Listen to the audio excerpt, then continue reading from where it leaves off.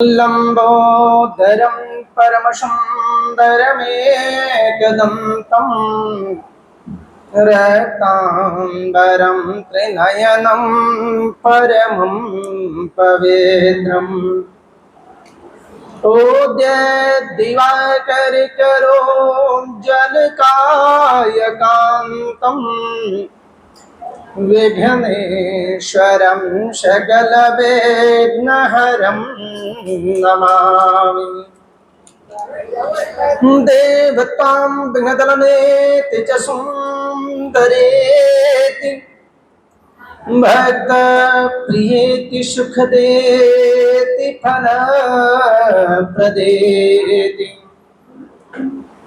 वेद्या प्रदेत्य घरेति ये स्तुवन्ते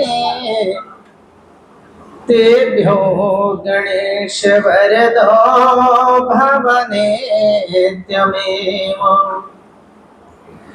तेभ्यो गणेश वरदो भवनेत्यमेव नारायणं नमस्कृत्यं नरं चैव नरोत्तमं देवीं सरस्वतीं व्यासं ततो जयमुदीरयेत्। व्यासं व्यासशिखरं वन्दे मुनिं नारायणं स्वयं यतः प्राप्त कृपा लोका मुक्ता कलरहात्। कृष्णाय वासुदेवाय हरे परमात्मने प्रणतक्लेशनाशाय गोविन्दाय नमो नमः। मनोजवं मारुततुल्यवेगं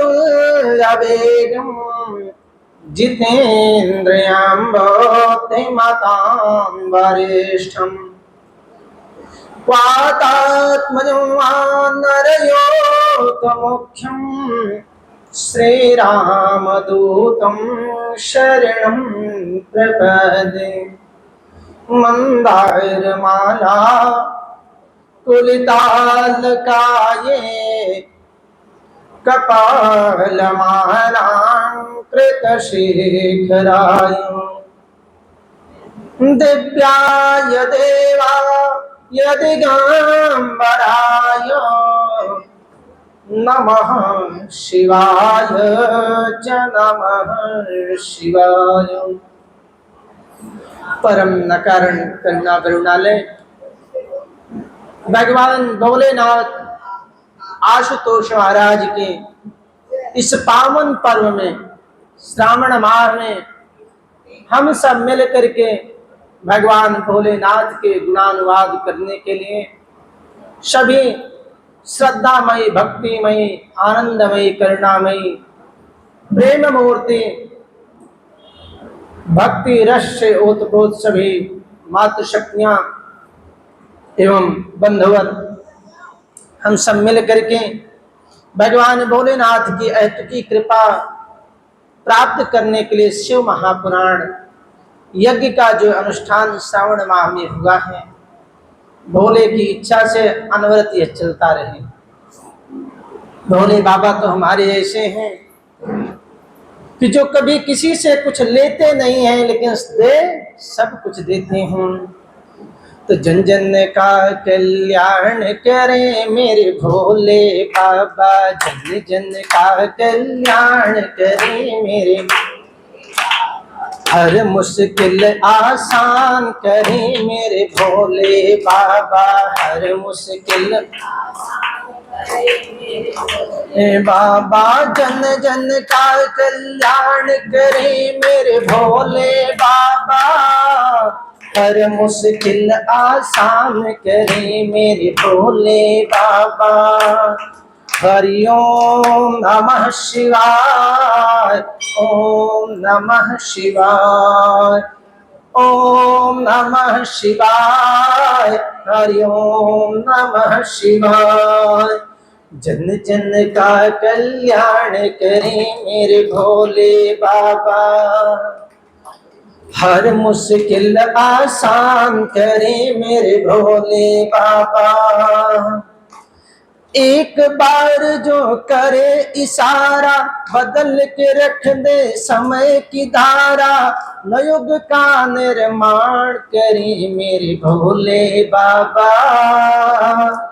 हर मुश्किल आसान करे मेरे भोले बाबा।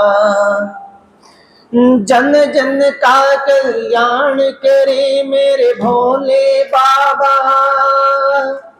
हर मुश्किल आसान करे मेरे भोले बाबा। और क्या किए? रावण को दी दान में लंका, त्रिभुवन में बाजा था डंका, निर्धन को धनवान करे मेरे भोले बाबा, हर मुश्किल आसान करे मेरे भोले बाबा। जन जन का कल्याण करे मेरे भोले बाबा, हर मुश्किल आसान करे मेरे भोले बाबा। भूले हुए को राह दिखावे, देवों को अमृत पिलावे, और खुद विष का पान करे मेरे भोले बाबा, हर मुश्किल आसान करे मेरे भोले बाबा। जन जन का कल्याण करे मेरे भोले बाबा, हर मुश्किल आसान करे मेरे भोले बाबा। और शंकर भगवान की, भगवान भोलेनाथ भूत भावन, जिसको कोई नहीं पूछता, जिसको कोई नहीं पूछता, उसको भगवान भोलेनाथ अपना लेते हैं। और ऐसे अपनाते हैं। आप देखिए, मनुष्यों की सहायता करे तो भगवान का काम है, करना चाहिए। लेकिन जब देवता लोग भी, देव भी किसी संकट में फंसे तो भोले बाबा को ही याद किए। अब भोले बाबा तो ऐसे हैं कि जिसने जो मांगा, जिसने जो कहा, लेते जाओ, बाद में हिसाब होगा जो होगा, लेकिन तुमने कोई कर्म किया तो उसका फल मिलना है। त्रेता युग में जिस समय राम जी समुद्र के किनारे पहुंचे, रास्ता चाहिए, लंका पर विजय चाहिए, तो भोलेनाथ उसी समय कहते हैं ठीक है भाई, मैं रामेश्वरम के रूप में स्थापित होता हूं। भगवान भोलेनाथ रामेश्वरम के रूप में स्थापित हो गए। और रावण ने मांगा, मुझे चाहिए सोने की लंका, दे दी, तू भी ले जा। भगवान कृष्ण के लिए जब आए तो सोमेश्वर महादेव के रूप में स्थापित हो गए, शिवलिंग के रूप में स्थापित हो गए। और तो और अपने देवताओं के कार्य के लिए, देवताओं के कार्य को सिद्ध करने के लिए भोलेनाथ अमृत से पहले जब विष निकला और तीनों लोक में सब जलने लगे कि मैं क्या करूं, कहां जाऊं, इससे कौन बचाएगा, तब सब भाग गए, कोई नहीं आया। भोलेनाथ ने कहा अच्छा कोई बात नहीं भैया, अच्छी चीजें तो सभी लेते हैं, घर में कोई अच्छी चीज आए सब दौड़ करके लेते हैं, और कोई खराब चीज आई कोई बात नहीं, मैं ले। भगवान भोलेनाथ तीनों लोगों को जलाने की क्षमता रखने वाले विष को स्वयं विषपान कर गए। तो भगवान अपने लिए तो कुछ भी नहीं, अपने लिए तो कुछ भी नहीं किए, लेकिन अपने भक्तों के लिए तो सब कुछ कर देते हैं। तो आप विश्वास मानिए कि जो अपने भक्तों के लिए सब कुछ कर देते हैं, तो जो उनकी कथा शिव पुराण की कथा है, जो उसको सुनेगा, तो जब ये सब के लिए कर रहे हैं तो आप लोगों के नहीं करेंगे? अरे आप लोगों के लिए तो दरवाजे खोल देंगे, भर भर के ले जाओ, अपने मन की मुरादें पूरी कर लो। लेकिन बस बात यही है कि आओ भोले की शरण में, और कैसे निर्मल मन जन सो मोहि पावा, मोहि कपट छल छिद्र न भावा। भोलेनाथ ने आओ मेरी शरण में, लेकिन गुहार लगाओ उन्हीं की तरह कि अब संसार में कोई बचाने वाला नहीं है। तो देखो कितनी जल्दी प्रसन्न होकर के आ जाते हैं, क्योंकि भगवान भोलेनाथ का नाम आशुतोष है। आशुतोष तुम अवधरतानी, आरती है रहूं दीन जन जानी। आशु का मतलब शीघ्र, तोष का मतलब प्रसन्न होने वाले। जब दीन दुखी लोग भगवान भोलेनाथ को पुकारते हैं तो भगवान ये विचार नहीं करते हैं कि ये पात्र है या कुपात्र है। भगवान तो ये देखते हैं कि इसने किस भाव से हमें पुकारा है। तो भाई को भाई अनख लाल सहूं, नामो जपत मंगल दिशि दशहूं। चाहे कोई जान करके पुकारे तो अनजाने में पुकारे तो भोलेनाथ उसको देने के लिए तत्पर रहते हैं। अरे यहाँ तक कि आगे शिवपुराण की कथा में आएगी कि एक चोर जो है घंटा सोने का देख करके उसके मन में लालच आ गया। उसने कहा इसको उतार लेते हैं, ले चलते हैं। मंदिर में गया था, इंतजार करता रहा जब सब चले जाएं तब इसको मैं उतारूं। अरे जब सब चले गए, उतारने के लिए गया लेकिन हाथ पहुंचे ही ना। सोच रहा है मैं कैसे इसको उतारूं, यहाँ तो कुछ दिख नहीं रहा है। शिवलिंग था उसी पर चढ़ गया। भोले बाबा ने कहा वाह मेरा भक्त अद्भुत है, अपने आप को समर्पित कर दिया, मेरे ऊपर स्वयं चढ़ा दिया, प्रकट हो गए। वरदान मांगो तुम्हें क्या चाहिए। तो भोलेनाथ तो ऐसे हैं कि अपने लिए तो कुछ नहीं रखते, लेकिन अपने भक्तों के लिए सब कुछ दे देते हैं। तो जो प्रेम से एक बेलपत्र शिव जी को अर्पण करता है, जो बेलपत्र चढ़ाता है उसकी मनोकामना पूर्ण होती है। लेकिन बेलपत्र चढ़ाने का तरीका है, तोड़ करके लाएं, राम राम लिखें, उल्टा करके चढ़ाएं। उससे भगवान भोलेनाथ बड़े प्रसन्न होते हैं, क्योंकि हमेशा वो राम का नाम जपते रहते हैं। तो भगवान ये नहीं देखते कि तुम किस विधि से क्या अर्पण कर रहे हो, वो तो आपके भाव को देखते हैं। उसने रावण ने कहा कि आप मेरे यहाँ चलो, शिवलिंग के रूप में जाने के लिए तैयार हुए। वक्त की बात होती है, जो वक्ता की बात को नहीं समझता उसको वक्त समझा देता है। इसलिए भैया अपने घरों में भी जो बड़े लोग समझाएं तो मान लेना चाहिए, क्योंकि होता क्या है, समझाने का तरीका दो होता है। एक तो समझाता है स्वार्थ के वशीभूत होकर के, और दूसरा जो समझाता है वो निस्वार्थ होकर के समझाता है। जो निस्वार्थ होकर के समझाने वाले हैं माता पिता हैं, क्योंकि वो चाहते हैं कि मेरा बच्चा आगे बढ़े, तो उसके लिए वो निस्वार्थ होकर समझाते हैं और अपने जीवन के अनुभव को साझा करते हैं। और जब जीवन के अनुभव को साझा करते हैं तो उसमें कुछ भी किंतु परंतु नहीं होता है।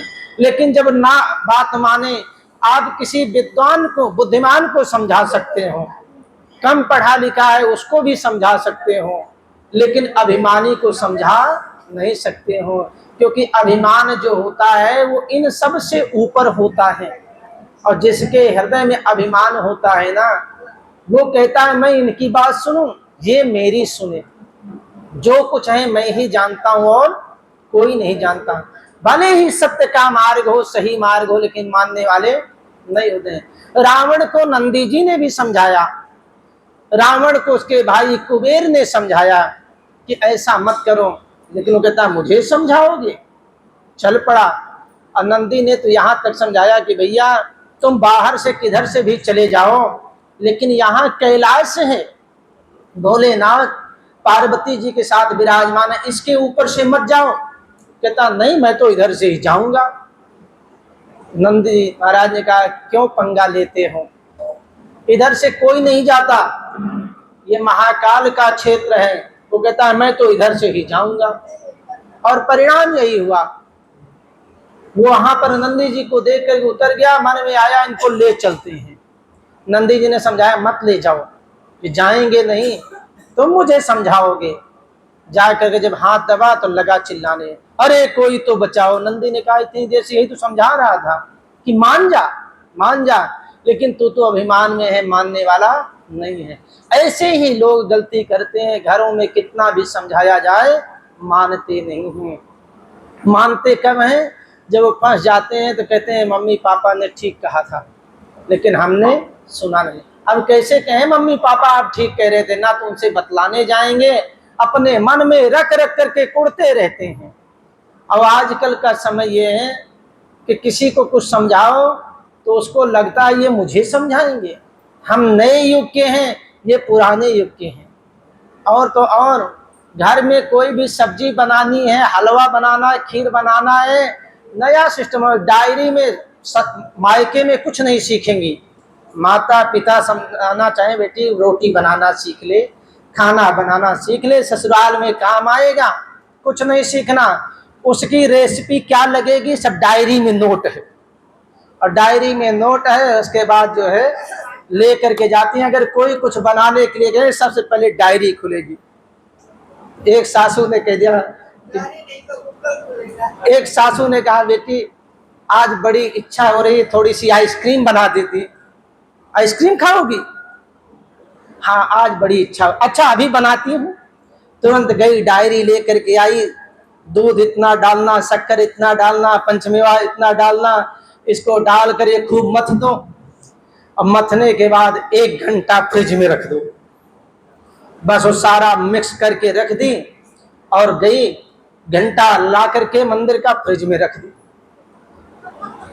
उसके बाद थोड़ी देर बाद जब सासू माँ आई तो कहने लगी, जैसे ही फ्रिज खोला तो देखा तो बड़ा सा घंटा रखा। सासू माँ ने कहा अरे बेटी इधर तो आओ। हाँ माँ जी बताओ, ये मंदिर का घंटा क्यों ले आई? ये तो भोले बाबा का घंटा है। माता जी उस डायरी में लिखा हुआ जो हमने रेसिपी लिखी हुई थी, ऐसे ऐसे मिक्स करके इसको सारा 1 घंटा फ्रिज में रख दो। तो मैंने रख दिया। कहा गजब का है, 1 घंटा फ्रिज में रख दो। अरे घंटा नहीं बेटी, जो तुमने बनाया है उसको रखने के लिए कहा गया। तो मंदिर का घंटा भोलेनाथ का उठा के ला के रख दी हो। तो कहने का भाव ये है कि जो ये सब आजकल की पढ़ाई है, पहले तो सीखना नहीं चाहती, और फिर सीखने में कैसे कोई कह दे, ऐसा ना हो कि हम ये लगे कि इसको मैंने ये सिखाया। इस बात से बचने के लिए वो हजारों फोन कर लेंगी लेकिन घर में पूछेंगे, तो क्योंकि घर के गुरु से कोई सीखना नहीं है। तो जो समय रहते वक्ता से नहीं सीखता उसको वक्त सिखा देता है। इसलिए कोशिश की जाए वक्ता से सीख लेना चाहिए। शिव पुराण की कथा में महात्मा की जब चर्चा करते हैं तो महात्मा में सबसे पहले यही आता है कि जब भी कोई घटना घटित होती है, एक बार नैमिषारण्य क्षेत्र में शौनक 88,000 ऋषि मुनि एकत्रित हुए हैं और सबने विचार किया कि पुराण तो बहुत सारे हैं लेकिन कलयुग में लोगों के पास धन खूब होगा, धर्म करने के लिए समय नहीं होगा। तो कोई ऐसा उपाय मिले, ऐसा कोई शॉर्टकट मिले जिससे मनोकामना पूर्ण हो जाए और सारी कार्य सिद्ध हो जाए। तो कहते हैं कृपा करें कोई ऐसा पुराण, ऐसा उपदेश करें जिससे जीवन धन्य हो जाए और पापों से मुक्ति मिल जाए। तो सूत जी महाराज कहते हैं कि आप सबने प्राणियों के कल्याण के लिए बड़ी अच्छी बात पूछी है। ये जो शिव पुराण है ना, इसमें इसकी कथा श्रवण करने वाले से मनुष्य इहलोके सुखम भुक्त्वा चांते सत्य ब्रह्मयो, यहाँ पर सुख भोग करके अंत में भगवान शिव के परम पद को जाता है। तो महाराज ये कथा इतनी जोरदार है तो कैसे किया जाए, कैसे करें? पहले ये तो पता चले ये जोरदार कैसे हो गई। कहने का भाव ये है कि शिव पुराण की कथा इतनी जोरदार है कैसे, अगर हम भी कोई काम करने के लिए प्रेरित होते हैं, करने के लिए तत्पर होते हैं, तो सबसे पहले गुणागण किम फलम, अगर मैं ऐसा करूं किसी के कहने से तो फल में क्या मिलेगा। सबसे पहले ये पता होना चाहिए क्या मिलेगा, किम फलम। जब फल की बात आती है तो जैसे LIC वाले आते हैं ना, वो कहते हैं कि हम आपको एक प्लान लेकर के आए हैं, इसको अगर तुम करवा लेते हो तो जीते जी तो बहुत थोड़ा थोड़ा तुम्हारा जमा होगा, नाम मात्र का पैसा कटेगा, लेकिन जब ये मेच्योरिटी पर पहुंचेगा तो तुम्हें बहुत सारा मिलेगा। और विश्वास मानो, मेच्योरिटी के पहले मान लो राम नाम सत्य हो गया, भोले के धाम को चले गए, अरे फिर तो तुम्हारे बच्चों को इतना मिलेगा। अच्छा पक्की बात, फिर तो हमारा भी एक बीमा कर दो। क्यों कर दो भाई? जीते जी भी मिलेगा, मरने के बाद में फायदा लाभ फल इसका यही है। तो जो फायदा लाभ किम फलम, फल की बात समझ में आ गई कि फल इसका ये मिलेगा, तब फिर कोई भी व्यक्ति कहता अब विधान की बात कर लो, किम विधानम, इसको करना कैसे है। अब विधान की बात आती है तो सूत जी महाराज कहते हैं कि सुनिए, जब विधान की बात आती है शिव पुराण की किताब में, तो सबसे पहले ये बता, जैसे भागवत में कहते हैं कि एक बात तो बतलाओ कि कोई जो है पुण्यात्मा व्यक्ति भगवान के धाम को जाए तो कोई बात नहीं, लेकिन क्या कोई पापी मनुष्य भी इसको सुन करके वो भगवान के धाम को जा सकता है? ये मानवा, जो मनुष्य पाप में सदा दुराचार रता विमार्गा, हमेशा दुराचार में लगे हुए हैं, पाप में लगे हुए हैं, क्या वो भी इसको सुन करके भगवान के धाम को जा सकते हैं, पाप से मुक्त हो सकते हैं? तो सूत जी महाराज कहते हैं कि ऐसा ही एक दृष्टांत मैं आपको सबसे पहले बतलाता हूं कि शिव जी महाराज तो इतने आशुतोष हैं, इतने भोले हैं कि जब सबको कुछ ना कुछ शक्तियां प्रदान कर रहे थे, जब सृष्टि की रचना, सृष्टि के क्रम की बात आई, तो इस सृष्टि में उत्पन्न होने वाली सारी वस्तुओं में सबसे कठोर दो वस्तुएं हुई। एक तो कहते हैं लोहा और दूसरा कहते हैं पत्थर। लोहा और पत्थर, इनको अभिमान हुआ कि मुझसे ज्यादा कठोर कोई नहीं। ठीक है भाई, भोले बाबा ने कहा सबसे कठोरता तुम्हें प्राप्त है और गुण भी है, अच्छे काम करोगे। तो भोले बाबा ने जब और सृष्टि की रचना की तो उस लोहे से ज्यादा कठोर, लोहे से ज्यादा कठोर क्या है पता है? नहीं, अग्नि। अग्नि ने कहा तुम्हारे में क्या शक्ति है, तुम क्या कठोर हो, मैं तुमको पिघला दूंगी। अग्नि को जला दो और लोहा रख दो, पिघल करके पानी हो जाता है।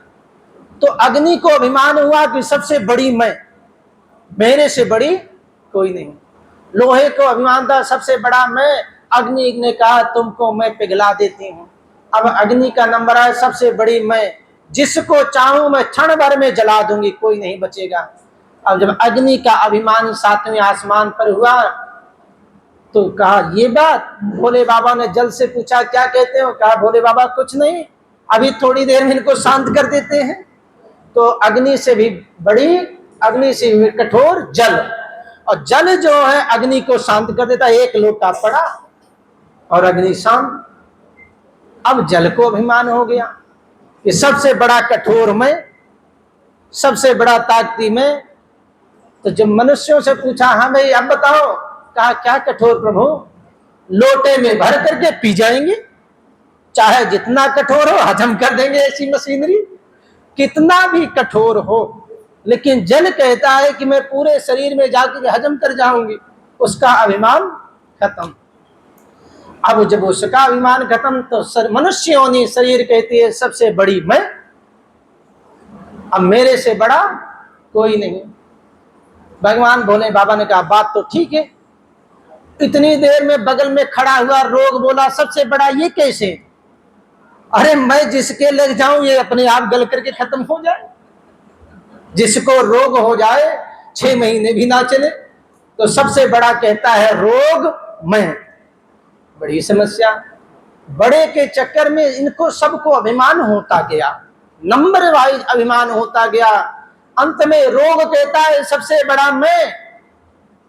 और जब सबसे बड़ा मैं तो अर्थात नष्ट करने के कगार पे पहुंचे, इतनी देर में भोले बाबा ने कहा सबसे बड़े तुम कैसे?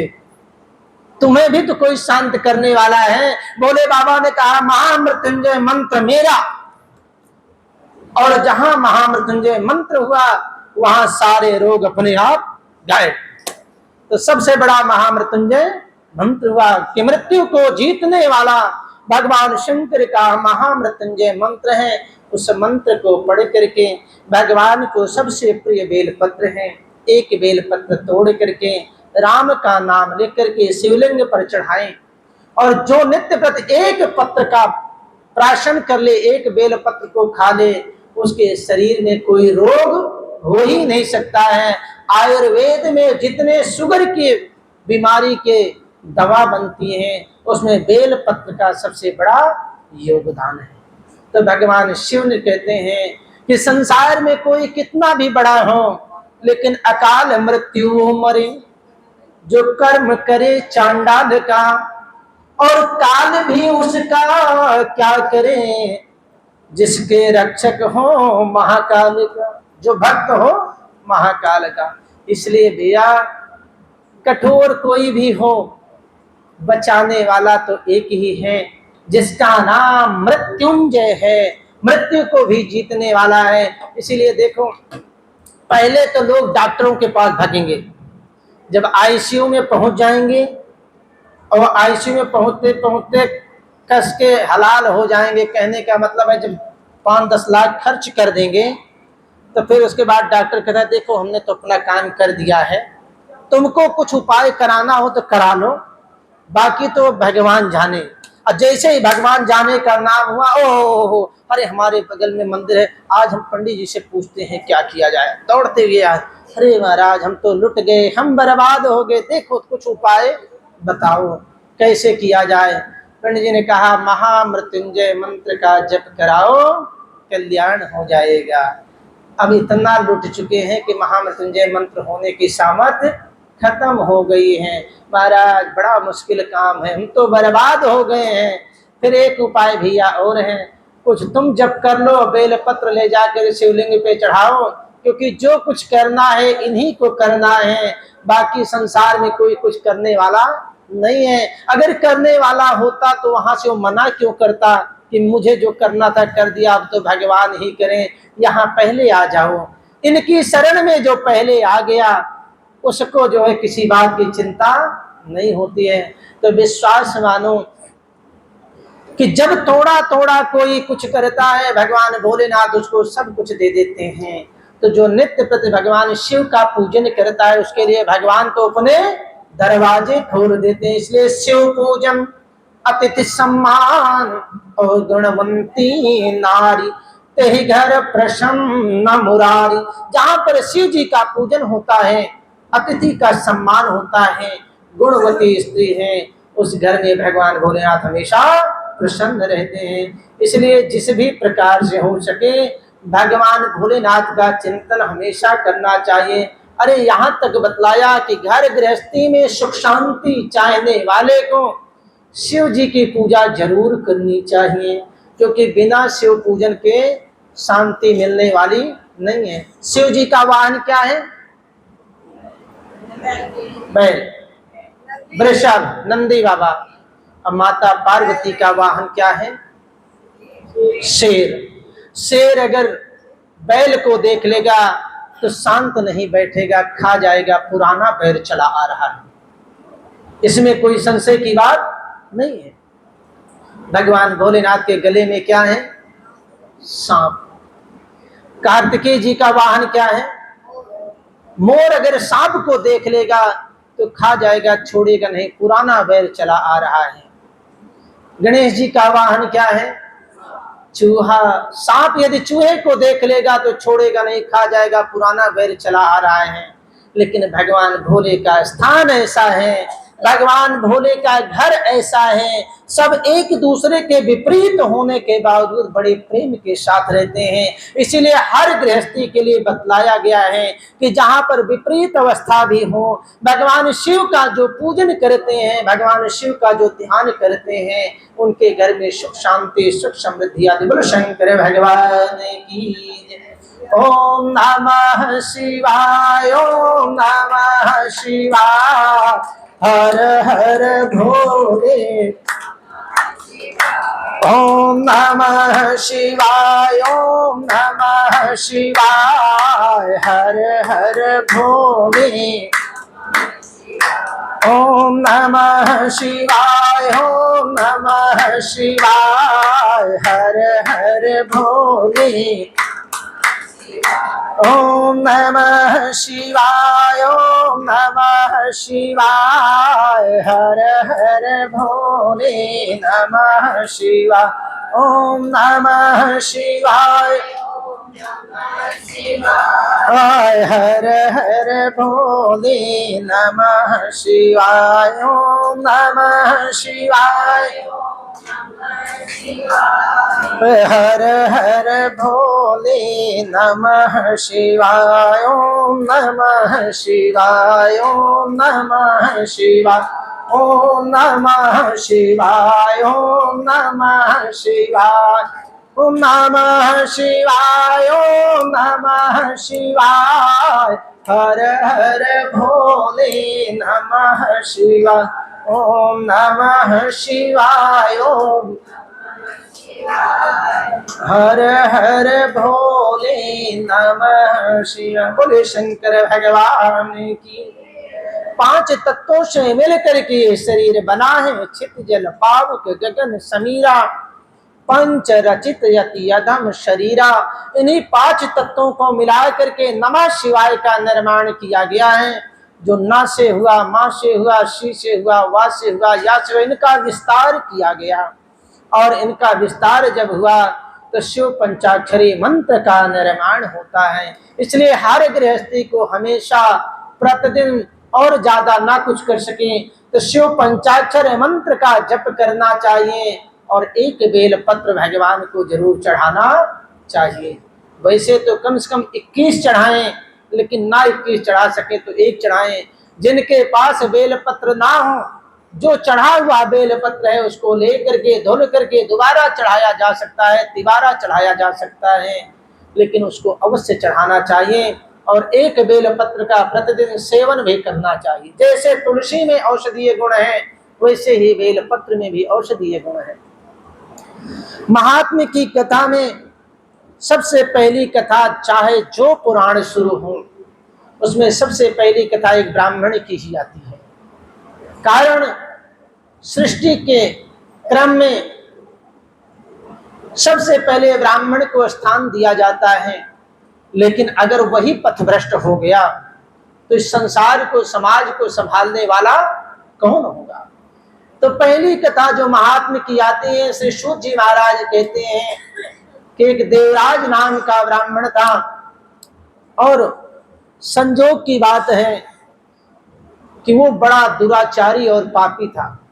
काम उसका था चोरी करना, और जहां पर चोरी आसानी से ना हो सके वहां पर वो जाता था, अपनी माया के प्रभाव से उससे बात करता था, धीरे धीरे उसकी जानकारी ले करके उसके साथ मिल करके विश्वासघात करता था। और आपको बतलाऊं, संसार में और सारे पाप तो क्षम्य हो सकते हैं, लेकिन जो विश्वासघात है वो जो है क्षम्य होने वाला नहीं है।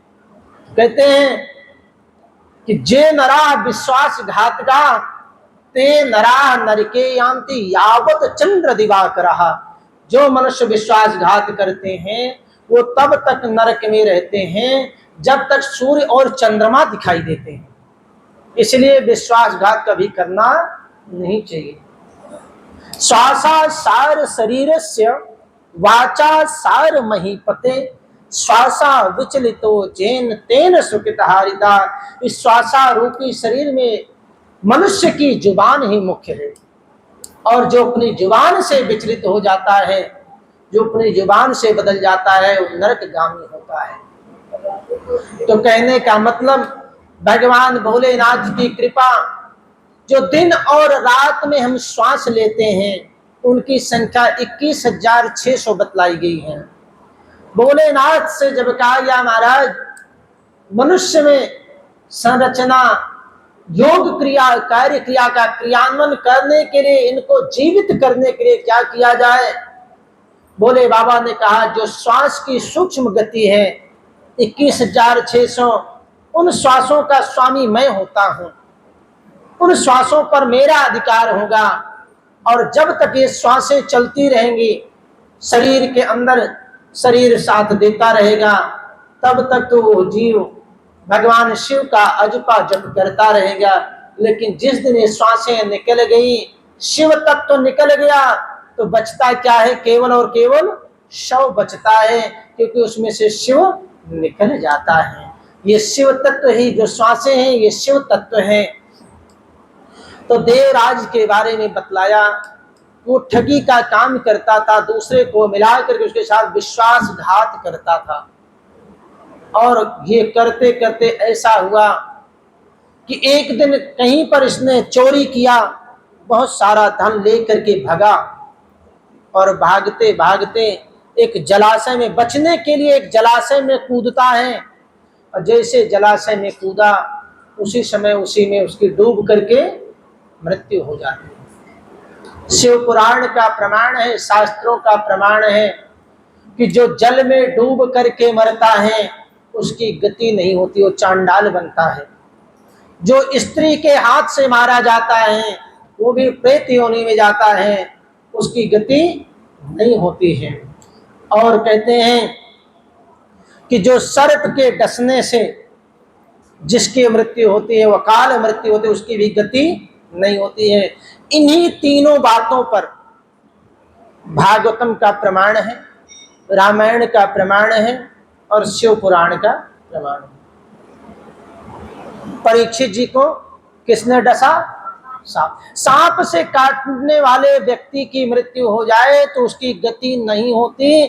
परीक्षित मृत्यु होना है दुनिया में सब जानते हैं, इसमें कोई संशय नहीं है, मरना तो है, लेकिन सांप के काटने से मेरा उद्धार नहीं हो सकता, मैं प्रेत योनि में जाऊंगा और आज के ठीक 7वें दिन मुझे डसेगा।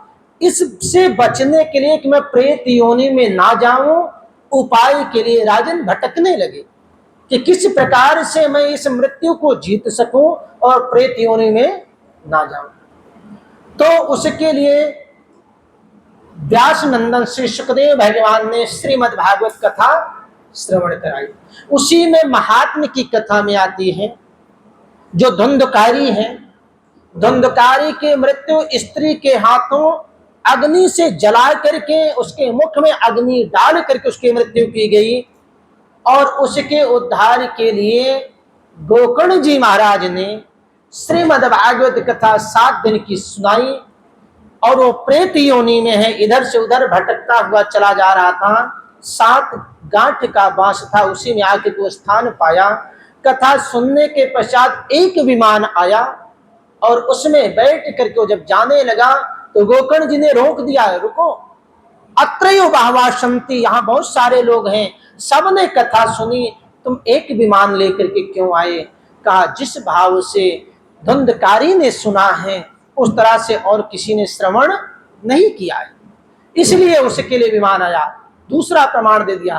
तीसरा प्रमाण यहाँ इसका आता है देवराज का, शिव पुराण की कथा में, कि यह देवराज महा उत्पाती और पापी हैं, चोरी करता है, दुनिया के सारे दुष्कर्म करता है। और आज तो चोरी करके जब धन ले करके भगा, ये जल में जाकर के, जलाशय में जब गिरा तो वहां से निकल नहीं पाया और मृत्यु को प्राप्त हुआ।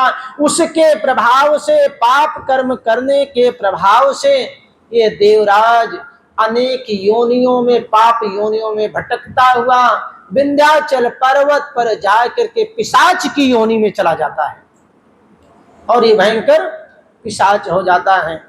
लेकिन अब ये पिशाच तो हो गया, इसका उद्धार कैसे हो?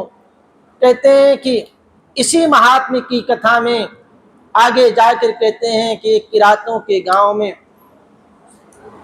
एक दिन की बात है, जब ये चोरी करके भगा जा रहा था तो मृत्यु तो इसकी जल में डूबने से होती है, लेकिन संजोग से ये जो प्रतिष्ठान पूरी झूसी पहुंचता है प्रयागराज में। और वहां पर जब पहुंचा बचने के लिए, तो संजोग से वहां एक मंदिर में शिव पुराण की कथा हो रही थी। और जब शिव पुराण की कथा हो रही थी तो अब वो अपने बचाव के लिए वहां पर कथा वो बड़े प्रेम से सुनता रहा।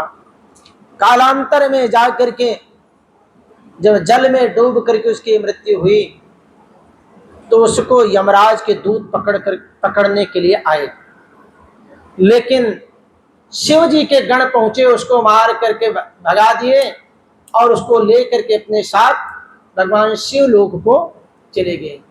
तो कहने का भाव कि उसने एक बार शिव पुराण की कथा सुनी तो वो उससे मुक्त हो गया। लेकिन सुना कब? तो शास्त्र का प्रमाण है कि जब ये योनियों को बदल रहा था तो विंध्याचल पर्वत पर जा करके वहां पर ये संजोग से दैत्य होता है। और जब दैत्य हुआ अर्थात प्रेत योनि में पड़ा। दैत्य तो वो है कि जो सबको खा जाए, जो जिंदे को खा जाए, लेकिन ये प्रेत बना जो दूसरों के चिपट करके उसका खून चूस जाता है। इस तरह से यह दैत्य हुआ और संजोग की बात विंध्याचल पर्वत पर रहता है। और इसी की कथा आगे आती है कि यही ब्राह्मण पहले जन्म में बिंदुक नाम का एक ब्राह्मण था और इसकी पत्नी का नाम चंचुला था। बिंदुक महाउत्पाती था क्योंकि इसकी योनियां चेंज होती गई। ये महाउत्पाती था, कामी था, क्रोधी था, लंपट था, जितने बुरे कर्म होते वो सब करता है, लेकिन अपनी पतिव्रता स्त्री का परित्याग कर दिया है।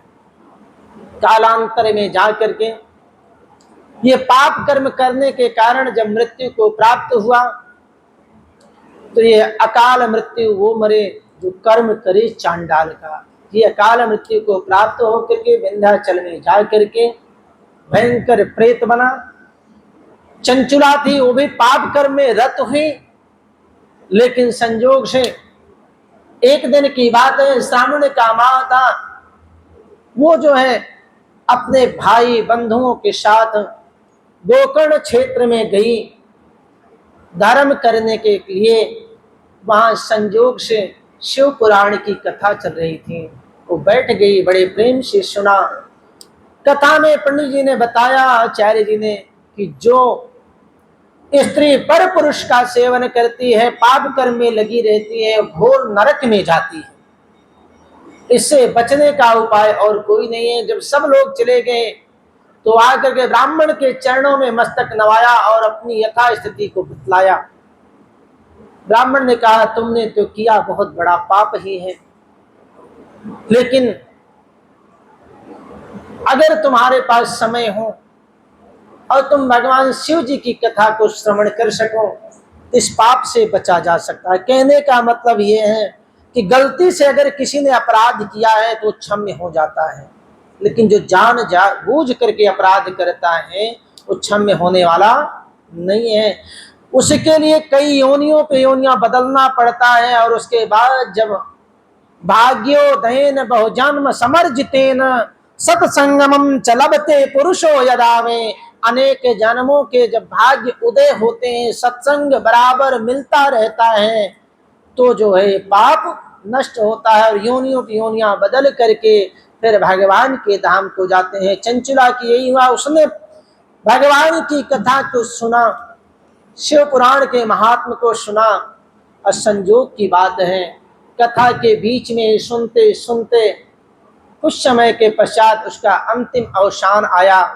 जब वो मृत्यु को प्राप्त हुई तो भगवान शिव का सुंदर विमान आया और उसमें वो बैठ करके भगवान शंकर के धाम को जाती। वहां गई तो भगवान शिव के तेज को देखा, भगवान शिव का स्थान देखकर बड़ी गदगद हो गई और उसने कहा कि आज मेरे ऊपर भगवान की बड़ी कृपा हुई कि शिव पुराण के प्रभाव से मैं शिवलोक को आ गई। और शिवलोक में जब आई तो उसका इतना पुण्य था, उसके चेहरे पर गजब का तेज था। और जब गजब का तेज देखा तो माता पार्वती ने उसको अपनी सखी बना लिया कि ठीक है, तू मेरे पास रह जा और यहीं पर रहेगी तो तेरा उद्धार हो जाएगा। आप विचार करो, भगवान के नाम में वो शक्ति है। कि तीनों लोकों के ताप को मिटाने के लिए परमात्मा का नाम ही एक सहारा है। आप किसी विषम परिस्थिति में फंस जाओ, कोई कितना आश्वासन देने वाला मिल जाए, लेकिन नाम तो निकलता है, हे राम अब तो तुम ही मुझे बचा सकते हो, हे भोले बाबा तुम ही बचा सकते हो, जैसे मैं बच जाऊंगी 1.25 किलो लड्डू का प्रसाद चढ़ाऊंगी, बचा लो, बस बचा लो तो 1.25 किलो लड्डू का प्रसाद है। लेकिन 1.25 किलो लड्डू तुम पहले ही चढ़ा दी होती तो ये नौबत ही क्यों आती। भगवान तो भाव का भूखा है, भाव का भूखा हूं, भाव ही मेरा सर है, और भाव से जो भजता है उसका भव से बेड़ा पार। बोलो शंकर भगवान की। जो भाव से किया जाता है वो कल्याणकारी होता है। माता पार्वती ने देखा कि इसने अपनी गलती का प्रायश्चित किया, इसके मन में प्रायश्चित आया, गलती का एहसास हुआ और प्रायश्चित किया, इसलिए ये मेरी सखी बनने लायक है, उसको बना दिया। विश्वास मानो, भगवान के नाम में वो शक्ति है, उतना व्यक्ति जीव पाप नहीं कर सकता है जितना जलाने में शक्ति है। लेकिन कहते हैं जा सुना हम सुमिरत एक बारा, उतना ही नर भव सिंधु अपारा।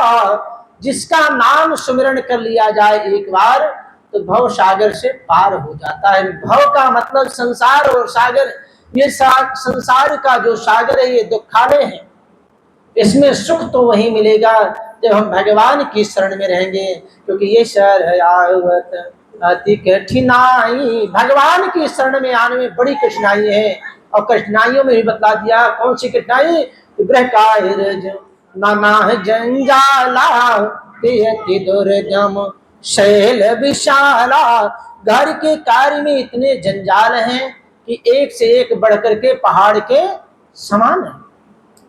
उनमें से जो समय निकाला जाए, जो समय भगवान की शरण में बीत जाए, वही समय आपका धन्य है। बाकी तो सारा समय बेकार चला गया है। लेकिन लोग क्या करते हैं, समय देखेंगे कितने बजे होना है, भगवान के यहाँ जाना है, 10 मिनट में लौटना है। जैसे धर्म का काम आया वहां समय देखना शुरू। अब समय देखते हैं घड़ी से। अब घड़ी मिली किससे है ये माने रखता है। घड़ी जो मिलती है वो किससे मिली है, एक की घड़ी में 7:45 बजे और दूसरी की घड़ी में 8 बजे। हमारा बार बार घड़ी देखें, कथा में जाए कितना टाइम हुआ, कितना टाइम हुआ। महाराज जी ने पूछ लिया बार बार घड़ी क्यों देख रहा है, का समय देख रहा हूं। किसका समय देख रहा है, अपना या मेरा? ना महाराज, ना आपका ना मेरा, जाने का समय देख रहा हूं। तो घड़ी में कितने बजे हैं? महाराज 7:45 बजे हैं। मेरी घड़ी में तो 8 बज गए। घड़ी तुम्हारी किससे मिली है? कहे महाराज घड़ी रेडियो से मिली है। तो मेरी घड़ी तो टीवी से मिली है। लेकिन घड़ी मिली कहां से है? कहा घड़ी जो है ससुराल से मिली है, और जो ससुराल से मिली है वो पीछे ही चलती है, 15 मिनट पीछे ही चलती है। तो महाराज जो ससुराल से चीज मिलती है वो हमेशा पीछे ही चलती है। तो पीछे ही चलती है तो उसको संभाल करके चलाना पड़ता है। अगर तेज करने के चक्कर में पड़ोगे तो मामला खराब हो जाएगा। बेटी कहाँ से आई? मायके से आई, ससुराल में पहुंची, बहू बन गई। अब बहू जैसी चल रही है धीरे धीरे ही चलाओ। तेज करने के चक्कर में अगर जरा सा 2 चूड़ी टाइट कर दिया तो बहू कह देगी अपने आप बना लो। लेकिन जैसे चल रही है वैसे चलाओगे तो ठीक रहेगा। इसलिए ससुराल से मिलने वाली हर चीज समय से ही चलती है, और समय से थोड़ा पीछे भी हो तो चलाते रहना चाहिए। यहाँ पर शिवपुराण के महात्म्य में चंचुला जो है देवी पार्वती के साथ बड़े प्रेम के साथ रहने लगी, लेकिन फिर भी उसका ध्यान बार बार बिंदुक की तरफ लगा हुआ है कि उसने तो जीवन में बहुत सारे पाप किए थे। पता नहीं कभी उसने कथा सुनी कि नहीं सुनी, क्या किया क्या नहीं किया। मैं तो यहाँ आ गई हूँ, वो कहाँ है? एक दिन उसके मुखारबिंद को उदास देख करके माता पार्वती ने पूछ लिया, अरे चंचुला क्या बात है, तुम बड़ी उदास बैठी रहती हैं, तुम्हारे दुख का कारण क्या है? चंचुला ने कहा, मां मेरा दुख का कारण यही है कि मेरा पति बिंदु वो मेरे से पहले मृत्यु को प्राप्त हुआ था, वो किस स्थिति में है मैं जानना चाहती हूँ। माता पार्वती ने कहा, अभी मैं इसको बतलाती हूँ। ध्यान देकर देखा, कहा तुम्हारा पति जो है वो विंध्य पर्वत पर प्रेत की योनि में पड़ा हुआ है। जब प्रेत की बात सुनी तो बड़ी दुखी हुई और कहने लगी कि मां देखो, हम तो आपकी सखी बन गई, हमारे ऊपर तो भोले बाबा की बड़ी कृपा हो गई, आपकी कृपा हो गई, लेकिन मैं ये चाहती हूं कि पत्नी धर्म के कारण वो भी इस योनि से मुक्त हो जाए। जब इस योनि से मुक्त होने के लिए कहा, तब उस समय माता पार्वती ने कहा कि देखो, उसने ऐसे पाप कर्म किए हैं, बहुत घृणित किया है, लेकिन मैं एक बात कहती हूं कि अगर उसको शिव पुराण की कथा सुना दी जाए तो निश्चित रूप से उसका भी उद्धार हो जाएगा। इसलिए एक काम करो, तुम विंध्य पर्वत पर जाओ और वहां पर शिव पुराण की कथा श्रवण कराओ, उससे उसका उद्धार हो जाएगा। तुमरो ऋषि को बुलाया, कहा शिव पुराण की कथा श्रवण कराओ। तुमरो महाराज ने कह दिया कि देखो, कथा तो हम सुना देंगे, पर इस अकेली को कथा कैसे सुनाए, कथा तो हमेशा जोड़े में सुना जाता है, इसलिए हम इसको कैसे सुनाएं। माता पार्वती ने कहा, देखो जिसका जोड़ा है वो तो ठीक है, जोड़े में सुने, लेकिन जिसका जोड़ा नहीं है, अगर वो संसार से वैराग्यवान हो जाता है तो उसको अकेले भी कथा सुनाई जा सकती है, क्योंकि परम वैष्णव भक्त जो हो जाता है भगवान में लीन हो जाता है, परमात्मा में तत्पर हो जाता है, और अपने लिए तो नहीं, जब दूसरे के लिए कोई उपाय किया जाए तो उसको अकेले भी किया जा सकता है। तो मुरु महाराज ने कहा, ठीक है। विंध्याचल पर्वत पर पहुंचे और इधर से ये चंचुला भी गई, और जब वहां पर गई तो वहां पर उसको प्रेत योनि में देख करके उसको जो है पाशों से बांध करके 7 दिन का अनुष्ठान किया श्री शिव पुराण की कथा श्रवण कराने के लिए। और कहते हैं कि शिव पुराण में विद्येश्वर संहिता से लेकर के 7वीं वायु संहिता तक 7 दिन के विधान में 7 संहिताएं बनाई गईं, और इस 7 संहिताओं में मुख्य रूप से तो बहुत सारे मंत्र थे, लेकिन अंत में 24,000 मंत्रों के द्वारा उसका उद्धार किया जाता है। और महाप्राज्ञ शौनक जी महाराज कहते हैं कि जैसे ही भगवान की कथा शुरू हुई, विद्येश्वर संहिता भगवान की कथा का स्थान, भगवान का ध्यान और कथा श्रवण के नियम, जैसे ही नियम की बात आई वैसे ही वो प्रेत योनि में पड़ा हुआ प्रेत एकदम से शांत हो जाता है और भगवान भोलेनाथ के चरणों में उसका ध्यान लग जाता है। भगवान भोलेनाथ की महिमा में जैसे ही प्राकट्य की कथा शुरू हुई कि भगवान प्रकट कैसे हुए, फिर तो वो नृत्य करने लगा, और नृत्य करते करते ऐसे हुआ कि भगवान में पूरा मस्त हो गया, और 7 दिन की कथा सुनने के पश्चात उसका उद्धार हो जाता है। और वो भी अपनी पत्नी के साथ जब पहुंचता है माँ जगत जननी पार्वती जी के पास, तो माता पार्वती ने प्रसन्न होकर, भोले बाबा ने प्रसन्न होकर उसको अपना पार्षद बना लेते हैं। बोले शंकर भगवान की जय। जीवन में जब भगवान को आप समर्पित कर देते हो, एक बार परमात्मा का नाम लेते हो, तो यहाँ से लेकर के वहां तक का सफर होता है, तुम्हें ले जाने वाले कोई ना कोई। वास्तव में भाग्योदयन बहुजन्म समर्जितेन, अनेकों जन्मों के जब भाग्य होते हैं तभी कथा अच्छी लगती है, सत्संग अच्छा लगता है, और नहीं तो आकर के भी मन लगता नहीं है। ये शिव कृपा है। विशेष तौर पर जिस दिन भगवान का प्रागट्य होता है उसको त्रयोदशी तिथि को, जिसमें उसको शिवरात्रि के नाम से माना जाता है, त्रयोदशी और चतुर्दशी का जहां मिलन होता है उसी दिन भगवान भोले का शिवलिंग के रूप में प्रागट्य स्वरूप होता है।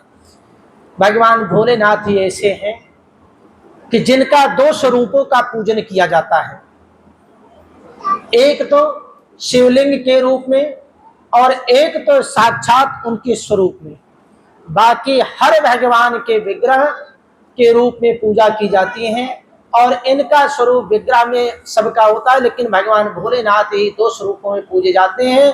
जो स्वरूप शिवलिंग का है वो निराकार स्वरूप है, जो बिन पग चले सुने बिन कामा, कर बिन कर्म करे बिन नाना। वो शिवलिंग जो है, जो एक निराकार का स्वरूप है कि सारा संसार निराकार में है, लेकिन साकार में कब होता है, जब भक्तों के कार्य को सिद्ध करने के लिए भगवान स्वयं साकार रूप में। कठिन प्रेम के पाले पढ़कर प्रभु को नियम बदलते देखा, खुद का मान रहे न रहे लेकिन भक्त का मान न टलते देखा। भगवान अपने स्वरूप को अनेकों रूप में परिवर्तित करते हैं, और कब करते हैं, जब आप अपने आप को समर्पित कर देते हैं। गीता में भगवान ने कहा है, ये यथा माम प्रपद्यन्ते ताम तथैव भजाम्यहम्। जो मुझको जैसे भजता है हम भी उसको वैसे ही भजते हैं। जो अपना सर्वस्व छोड़ करके हमें समर्पित कर देता है, सर्वधर्मान परित्यज्य माम एकम शरणम व्रतः, सभी धर्मों को छोड़ जो मेरी शरण में आ जाता है तो मुझे उसकी चिंता लगी रहती है, कहीं वो किसी समस्या में तो नहीं पड़ गया, किसी परेशानी में तो नहीं पड़ गया। और भगवान अपने भक्तों की रक्षा वैसे ही करते हैं जैसे जिन बालक राखे महतारी, जैसे बच्चे की रक्षा माँ करती है, कहीं सड़क पे तो नहीं चला गया, कहीं चोट ना लग जाए, हर समय सजग रहती हैं। ऐसे ही परमात्मा अपने भक्तों के लिए हमेशा सजग रहते हैं, तैयार रहते हैं। बस भगवान की एक ही बात है, विश्वास करके तुम भगवान को पुकारो तो सही। राम को मानो, शिव को मानो, विष्णु को मानो, कृष्ण को मानो, दुर्गा को मानो, लेकिन मानो तो सही। और मानो एक को ही, ये नहीं कि समस्या में पड़े तो पहले तो पुकारा कि लक्ष्मी नारायण भगवान मेरी मदद करें, और लक्ष्मी नारायण आने के लिए तैयार हुए, इतनी देर में कहते हैं राम जी प्रकट हो मेरी रक्षा करें। अब भगवान अपना स्वरूप बदलने लगे, राम जी बनने लगे, धनुष बाण लेके तैयार हो रहे हैं, इतने में कह रहे हैं हनुमान जी प्रकट हो। अब राम जी हनुमान जी बनने के चक्कर में धनुष बाण छोड़े, गदा लेकर के तैयार हुए, इतने में कहे शंकर जी प्रकट हो, त्रिशूल लेकर के तैयार हो रहे थे, इतने में डूब करके वो मर गए। तो कहने का मतलब है कि एक ही स्वरूप में परमात्मा के दर्शन करो, उसी स्वरूप में आपको सब दिखेगा। राम ही कृष्ण है, कृष्ण ही राम है, राम ही शिव है, शिव ही राम है, क्योंकि शिव के हृदय में राम का हमेशा वास रहता है और राम के हृदय में भी हमेशा शिव का स्थान है। लेकिन कार्य करने के लिए सबके स्थान अलग अलग हैं। कलयुग में सबसे ज्यादा महत्व हनुमान जी महाराज का दिया गया है, दुर्गा जी का दिया गया है। चारों युग प्रताप तुम्हारा है प्रसिद्ध जगत उजियारा। चारों युग में प्रताप है, लेकिन कलयुग में कलो देवो महेश्वरा। कलयुग में सबसे ज्यादा देव के जो पूजा है, सबसे ज्यादा जो महत्व भगवान शंकर का है, इसलिए कलो देव महेश्वरा कहा गया। और हनुमान जी जो हैं वो शंकर जी के ही अवतार हैं। शंकर भगवान की, इसलिए घर में सुख समृद्धि शांति चाहने के लिए, नित नई उन्नति के लिए, सभी समस्याओं से दूर होने के लिए एक को ही मानो, एक की ही जानो, श्रद्धा सब में रखो। एक ही स्वरूप में आपको देवी के दर्शन होंगे, क्योंकि यही भोलेनाथ हैं। अपना आगे कथा में आएगा, अर्ध नारी नारेश्वर रूप दिखाते हैं, आधे में शिव और आधे में शक्ति। अपने स्वरूप को दिखलाते हैं कि तुम्हें कहीं भटकने की जरूरत नहीं है, जो कुछ मिलना है यहीं से मिलेगा, मुझसे ही मिलेगा, केवल विश्वास रखो बस। अस्वल्प पुण्यवताम राजन् विश्वासो नैव जायते। जिनका जीवन में थोड़ा पुण्य होता है उनको विश्वास नहीं होता है। तो विश्वास बढ़ाने के लिए गुरुपद पंकज सेवा भक्ति सर भगति अमान, गुरु के चरणों में विश्वास हो, ब्राह्मण के वचनों में विश्वास हो और भगवान में विश्वास के साथ समर्पित हो जाओ। क्योंकि जो संत महात्माओं ने कहा है, उनकी वाणी मृखा न हो ये देव ऋषि वाणी। वो क्या कर रहा है उससे मतलब नहीं है, लेकिन उसके गुण को पहचानो, उसने क्या कहा है उसका अनुसरण करो और जीवन को धन्य करो। इसलिए अपने आप को समर्पित कर दो भगवान के चरणों में। जहां ले चलोगे नाथ वहीं मैं चलूंगा, जैसे तुम रखोगे वैसे ही रहूंगा। हर परिस्थिति में परमात्मा का चिंतन करो और जिस प्रकार से रखें उसी प्रकार से रहो, जीवन धन्य हो जाए। बोलो शंकर भगवान की जय। आज की कथा यहीं पर विश्राम, बाकी की कथा अनवरत अपने टाइम पर चलती रहेगी। ओम नमः शिवाय, ओम नमः शिवाय, हर हर भोले।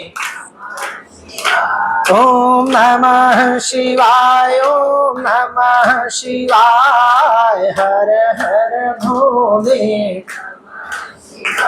ओम नमः शिवाय, ओम नमः शिवाय, हर हर भोले। ओम नमः शिवाय, ओम नमः शिवाय, हर हर भोले नमः शिवाय। ओम नमः शिवाय, ओम नमः शिवाय, हर हर भोले नमः शिवाय। ओम नमः शिवाय, ओम नमः शिवाय, ओम नमः शिवाय, शिवाय हर भोले नमः शिवाय, हर हर भोले। ओम नमः शिवाय, ओम नमः शिवाय, हर हर भोले नमः शिवाय।